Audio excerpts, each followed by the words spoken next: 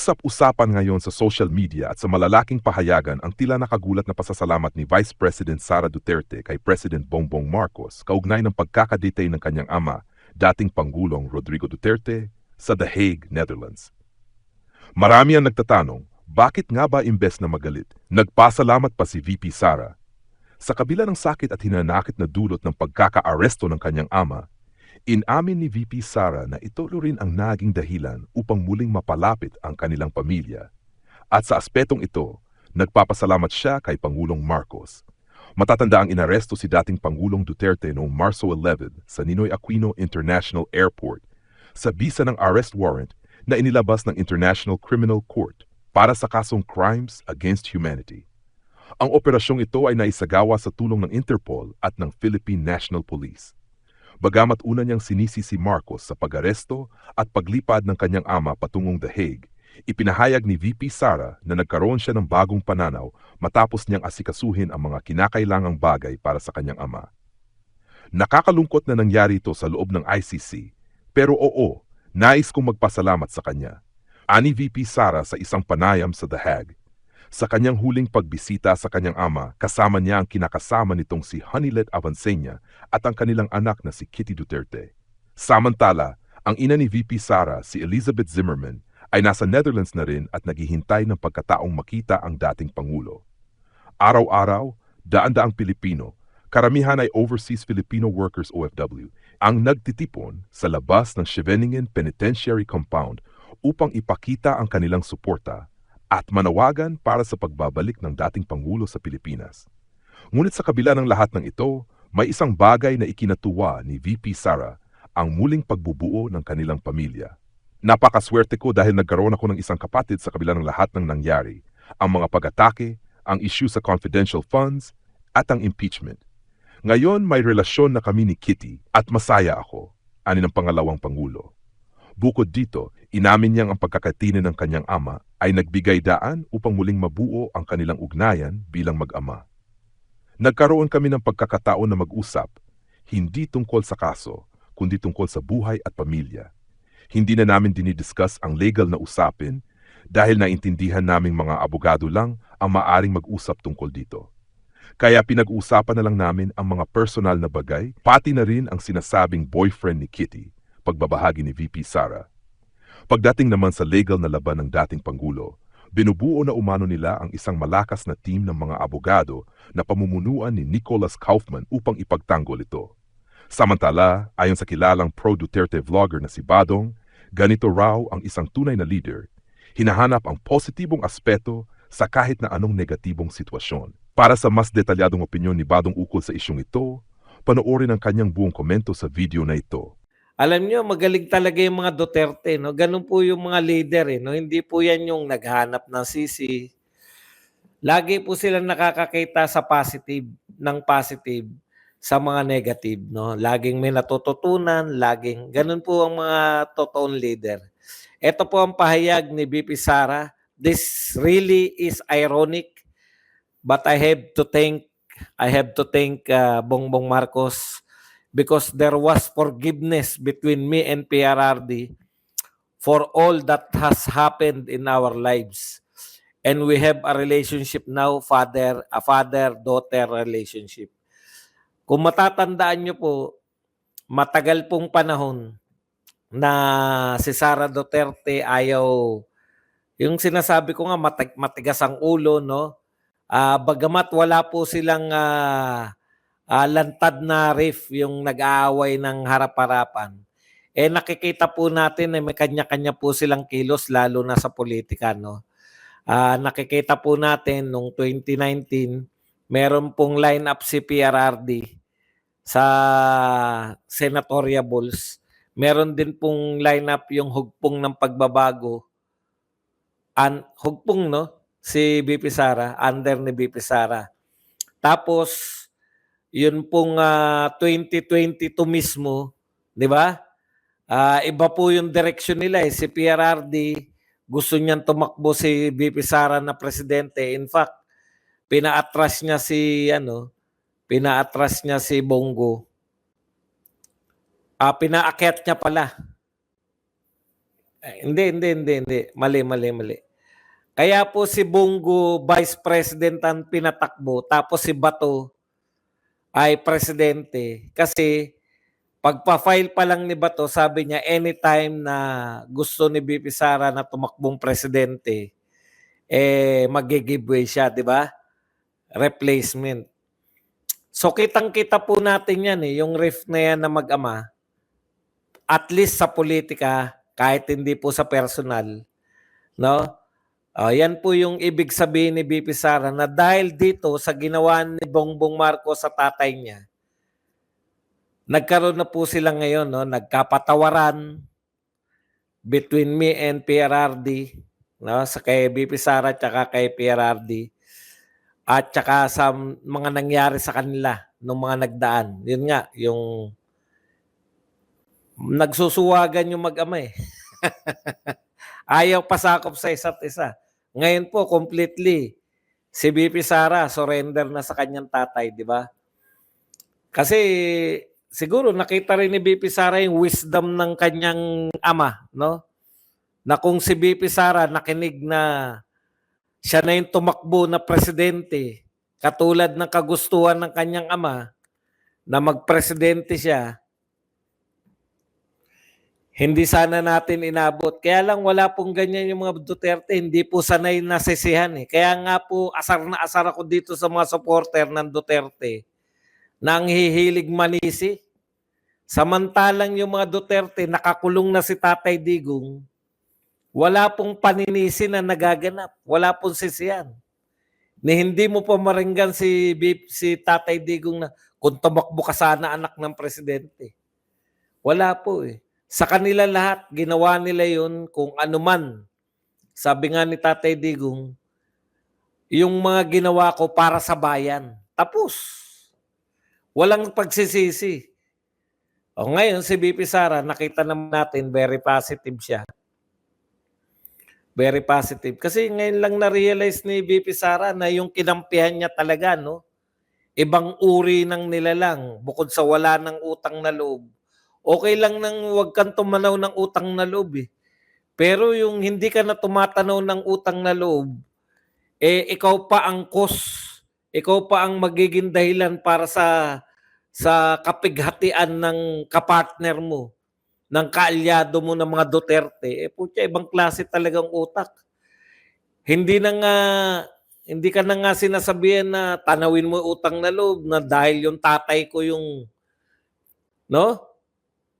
Hindi mo na nga tinanaw yung utang na loob na sa tagal ng panahon na yung tatay mo naka-display lang yung katawan doon sa Ilocos na hindi maipalibing ng lahat ng presidente. Yung nagpalibing, yun pa ngayon ang ikaw pa ang dahilan para makulong. Ibang klase rin, no? Hindi na tumanaw ng utang na loob. Siya pa ang cause para makulong si PRRD. Talagang wala ka talagang believe ka talaga rito sa utak ng mga Marcos, no?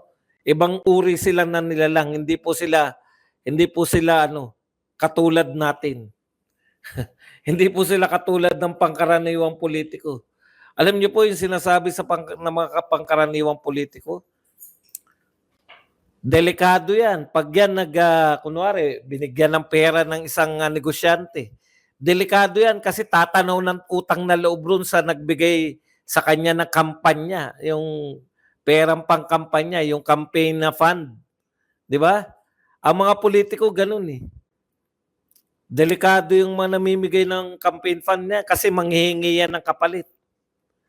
Ibang klase itong mga Marcos eh. Hindi na tumanaw ng utang na loob. Dalawa po ang pangunahin nilang utang na loob sa Duterte. Pinalibing si tatay niya, pinalibing yung tatay niyang Marcos Sr. At ikalawa, Duterte mismo, si Sara mismo ang nagpanalo. Hindi po sa amin galing yan. Kay Aimee po mismo nang galing yan. Kung wala ang mga Duterte, hindi mananalo ang mga Marcos. Huwag ka nang tumanaw ng utang na loob. Pero wag naman ikaw sana yung maging sanhi ng kasawian ng mga kapartner mo. Wag mo nang gantihan pala. Wag mo nang gantihan yung kabutihan. hindi lang ginantihan, eh. Talagang ibang uri po talaga. Pero gano'n pa man, nakakita pa rin po ng positive. Nakakita pa rin po ng positive si VP Sara kasi nga dahil diyan nagkaroon sila ng father and daughter relationship. Naging close po sila sa isa't isa.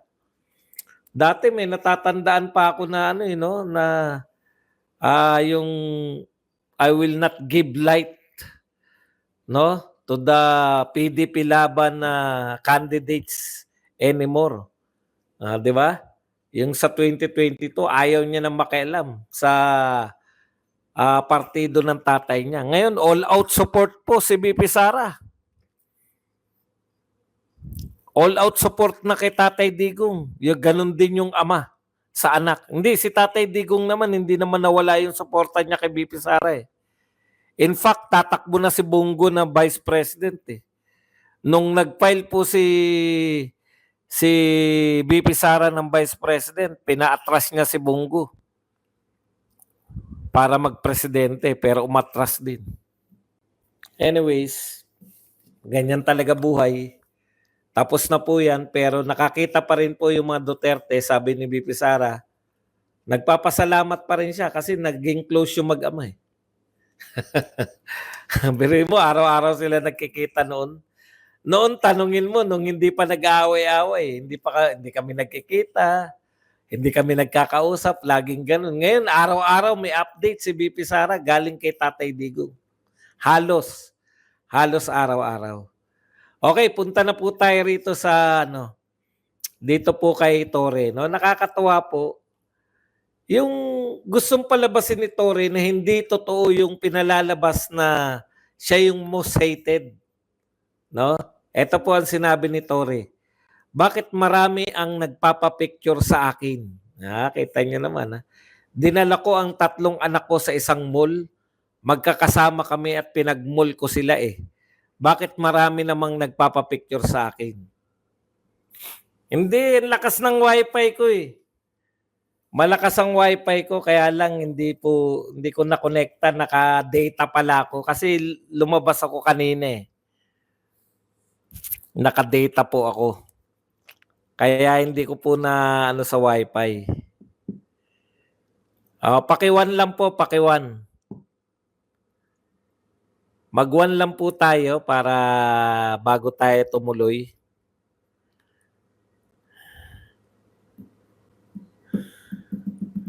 Okay. Pasensya na po kayo kasi kanina lumabas ako, naglalakad ako eh. Siyempre naka-data ka. Hindi ko pala natanggal yung data. Kaya sayang naman yung ating talakayan. Yan yung nakakainis eh, no? Yung sa kainitan ka ng eh. Okay. Alam niyo po, okay naman yung sinasabi ni Torre, no? Pero hindi po ibig sabihin na hindi kayo motivated. Kasi kahit ikaw DDS, ang ibig sabihin lang po niyan, General Torre, kayo po ay sikat, no? Sikat po kayo. Pero hindi po ibig sabihin no, na natutuwa po sa inyo lahat. Tandaan po ninyo, very, very polarized po. Very polarized pa rin ang Pilipinas ngayon na maka-Marcos at saka maka-Duterte. Kaya nga po straightan ang laban eh. Very polarized po tayo. Marami po talaga. Kung mga BBM supporter po, di magpapapicture sa inyo. Yung mga Duterte supporter naman po, pwede rin po magpapicture sa inyo. Pero hindi po sukatan nyo na nagpapicture sa inyo ay supporter nyo na. Magkaiba po yun. Ako, kahit si Jaworski, kahit hindi ko gusto si Jaworski, pag nakita ko si Jaworski, magpapapicture ako eh. Floyd Mayweather, makapakyaw ako eh. Pag nakita ko sa mall si Floyd Mayweather, tiniti ako, magpapapicture ako eh. Magsiselfie kami. Ganun lang po ibig sabihin nun. Hindi po ibig sabihin nun na kayo po ay kinagigiliwan.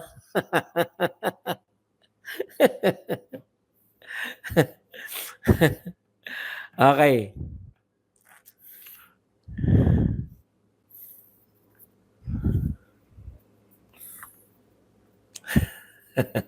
Alam mo, Jo Marie, hindi ka naintindihan kung ano yung gusto mong palabasin. Maging malinaw ka sa pag-ano. Kumusta daw yung nagpaplano, pahinga na kayo, ang tandaan nyo na. Wala nakakaunawa sa gusto mong palabasin. Be precise. Kung galit ka, sabihin mo kung ba. Okay, punta po tayo rito. No? Ayan pala ang dahilan. Nagsalita na po itong Office of the U.S. Trade Representative, no? At nag-report po to kay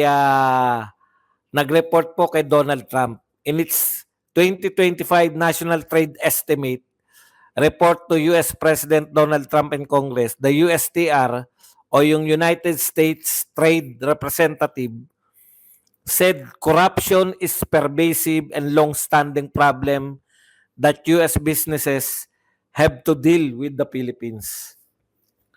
So, sila po nagre-rekomenda sa mga eto pong USTR, nagre-recommend po sila kung yung isang bansa po ba ay kaaya-aya o maganda po ang sitwasyon para sa investment ng mga Amerikano. Sa kasawiang palad po, ayan, sa kasawiang palad po, ang Pilipinas, nakita po nitong USTR o US Trade Representative na hindi po kaiga-igaya, hindi po magandang mag-invest ang mga investor na mga Amerikano dahil sa corruption. Ayan ha, hindi po kami ang mga Duterte. Tauhan po to ni Donald Trump. Nag-report po kay Donald Trump na ang dahilan po kung bakit hirap sila o halos ayaw mag-invest ng mga Amerikano, ng mga kumpanyang Amerikano dito sa Pilipinas dahil po sa corruption. Particular, sinasabi po rito yung Bureau of Customs. Ayan. Both foreign and domestic investors have expressed concern about the lack of transparency in judicial and regulator processes. So yan po ang nakakaawat, no? Hindi po Duterte. Bias procurement. Yan. So ang dami po nila. Ayan, sasabihin na naman. Kasi si BP Sara si BP Sara, kabaliktad ang sinasabi dito. Ano po ba sinasabi ko kay General Torre na baliktad?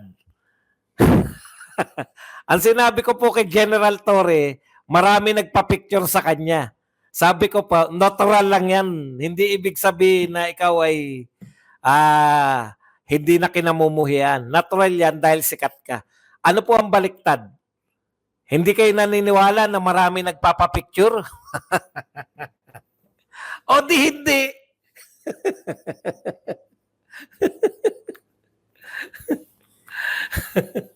Baliktad daw sinasabi ko. O di wala na nagpapapicture. Lang po ba? Kay Torre na nga, umaayon na nga ako kay Torre, marami nagpapapicture sa kanya, hindi pa rin, baliktad daw. O di sabihin natin, inaayunan ko si Torre, baliktad pala sa inyo. Galing nila, no? Magagaling po talaga yung mga BBM supporter. Yan po. Eto po. Marami nagpapapicture, hindi ko po kina-question, yun po yung balita. Sasabihin nyo, baliktad naman yung binabalita ko. Galing po kay Torre.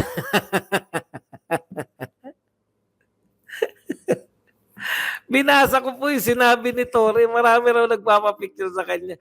Baliktad daw. Ano magagawa natin? Talaga mga utak biyak talaga eh. Yan po talaga nahihitan ninyo para saka si Torre po baliktad.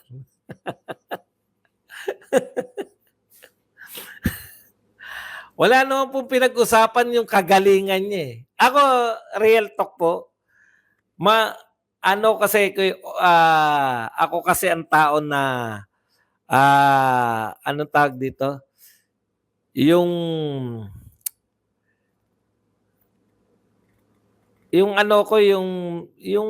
ang orientation ko yung may nagagawa eh. 'di ba? Baliktad lang. Baliktad yung paghanga natin kasi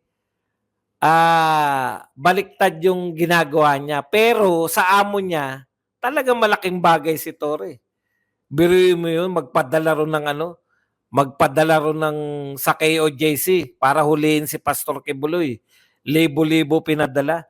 Tapos para hulihin si Duterte, libo-libo rin. Tapos siya yung namamahala pati sa Villamor Air Base. Talagang kung ikaw ay maka-BBM, kung ikaw ay anti-Duterte, yan yung problema sa inyo eh. Akala ninyo dapat isa lang ang mga utak ng mga tao. Hindi po pwede yun.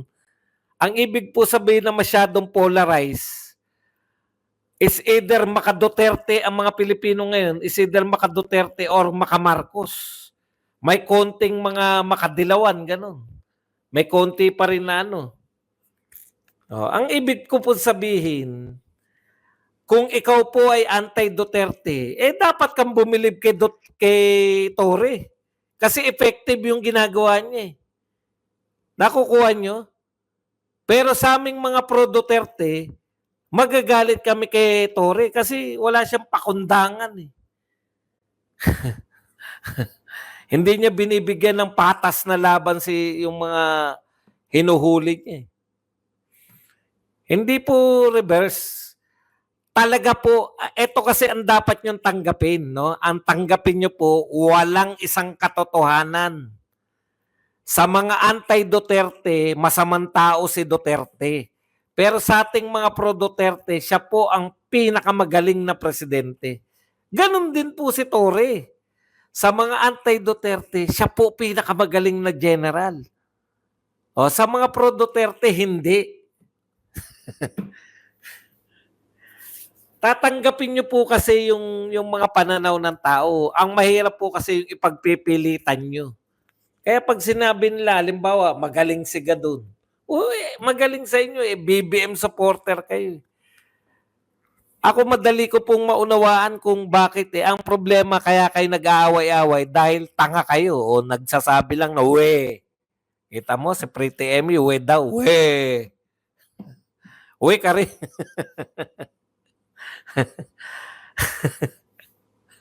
Ang reality po ng mundo, dalawa po ang pananaw. Pag pro-Duterte ka, pinakamagaling na presidente si Duterte. Pag anti-Duterte ka, si Duterte ang pinakamasamang tao. Tama ba, di ba? Sino ba pinakamasamang tao sa mga anti-Duterte? Si Duterte. Kung kanino lang po kayo kakampi,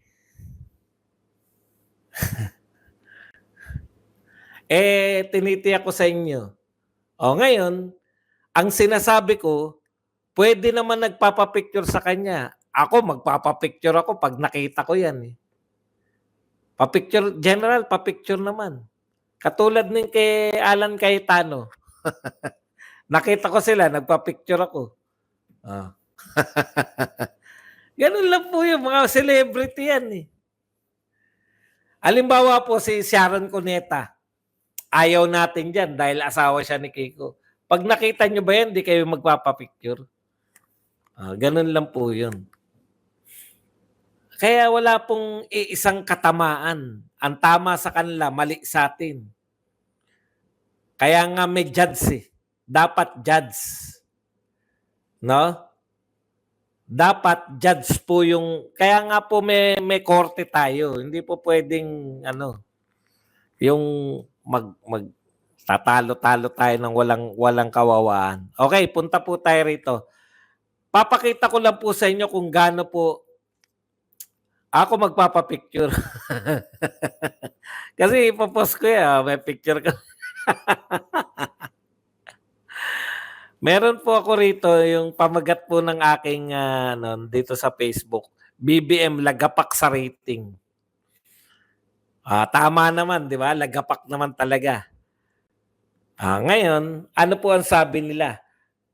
Kahit na lagapak.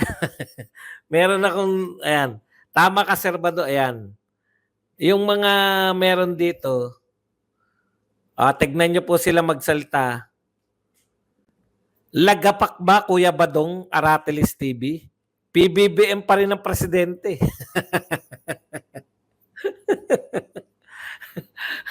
Nakakaawa, no? Inaamin nila ng lagapak sa rating. Kasi survey yan, di naman ating survey yan. Lagapak na si BBM, ang ano pa rin nila, kahit na lagapak, siya pa rin naman ang presidente. Ano koneksyon? Sa kanila okay na eh, no? Okay na basta yung kumbaga yung consolation prize. Kumpara kayo mahilig magkumpara kay Duterte, di ba? Oo, ako po, hindi po ako peking tao, magpapapicture talaga ako pag nakita ko. Pero iba yung purpose ko na magpapapicture.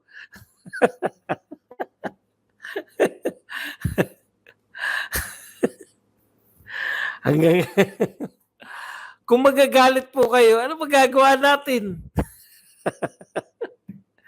Balik po tayo rito. Parang okay na sa kanila. Parang gabugok talaga eh. Hindi po ba nakakahiya na ikaw ay presidente, lagapak ka sa rating? Ibig sabihin, wala nang naniniwala sa'yo. Konti na lang yung sumusuporta sa'yo. Ang sinasabi nila, ang sabi po nila, neto, wag na natin pangalanan. Ang sabi niya, lagapak nga. PBBM pa rin ang presidente, sabay may emoji na tumatawa. Sa kanila, okay lang. Kahit na bagsak na yung rating, wala nang kahihiyan, eh, no? Tinanggap na nila. Eh ano naman ngayon, basta presidente pa rin. Ano po achievement no? Lagapak na. Okay pa rin sa inyo dahil ito sabi niya pa. Mayroon ibang tao naman to. Problemahin mo si Inday, paano maging presidente? Si BBM nating to lose dahil isang term lang naman ang presidente, mataas man o mababa, matatapos niya term niya. Hindi po yun. Proud kayo na ano na yung presidente niyo halos wala na naniniwala, halos wala na sumusuporta. Proud pa rin kayo. Napaka ano no. Yan yung mga tao na lumalahok lang sa kompetisyon, makalahok lang. Hindi nila intensyon na manalo. Yung okay lang sa kanila, kahit kulelat, nakasali naman. Anong uri kayo nila lang, no? Ba't pa sa kayo sumali kung wala kayong in-aim? Kaya po ganyan, eh, no? Tignan nyo po. Yung amo kasi nila, wala naman pong achievement na may pagmamalaki. Kaya binaba na rin nila yung expectation nila. Kita nyo ngayon, wala na nangangantyaw sa mga achievement ni Tatay Digong. Di ba? Meron ba sila niyan? Kasi alam nila, hindi pala matutuloy. Pag naghukay, halimbawa, yung groundbreaking ng mga ospital. Naisip ba ni Tatay Digong yan? Hindi talaga maiisip ni Tatay Digong. Dahil si Tatay Digong, panay trabaho, hindi nag-iisip. Kayo panay isip eh. Bumaba na masyado yung pag ano tawag doon, yung lowering expectation. Ang baba-baba na ng expectation ng BBM supporters. Ang gusto na lang nila makasurvive si BBM. Kawawa naman kayo. Wala na yung umunlad ng Pilipinas. Si BBM ang makakapag-unlad. Wala na eh. Wala na po sila sa ganun. Ang pinagmamalaki lang nila, makakasurvive.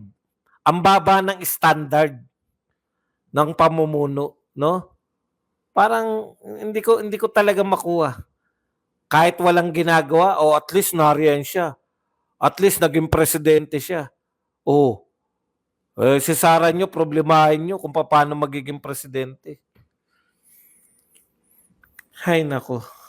Masyadong ambaba na ng standard. Makasurvive lang. Presidente pa rin siya, di ba? Okay.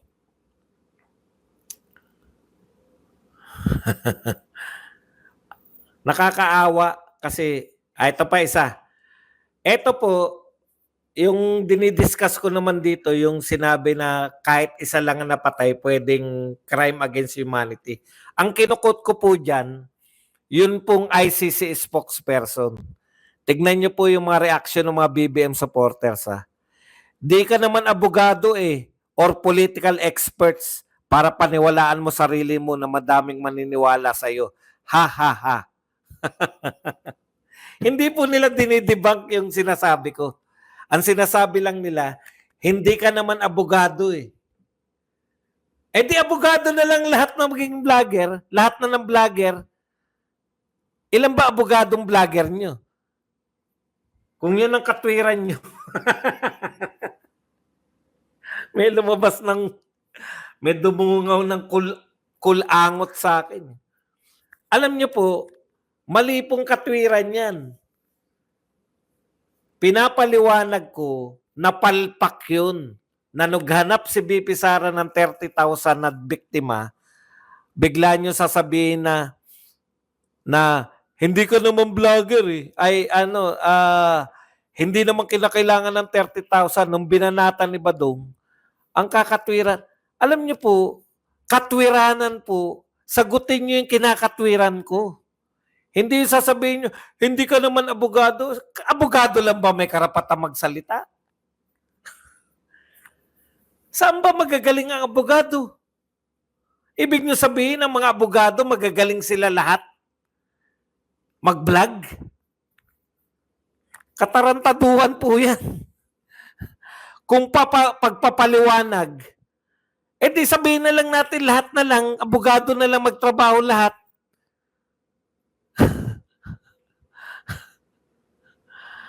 Di kayo din yung BBM din, yung tumuturbo na turbuhan na yan na lang ang panonoorin nyo. Kasi hindi naman abogado si Jared, hindi naman abogado si yung iba pa nyo pa, si Ninyo. Ang katwiran niya. Kasi hindi nila kayang sagutin yung argumento ko. Hindi ka naman abogado. Ano ngayon kung hindi ako abogado?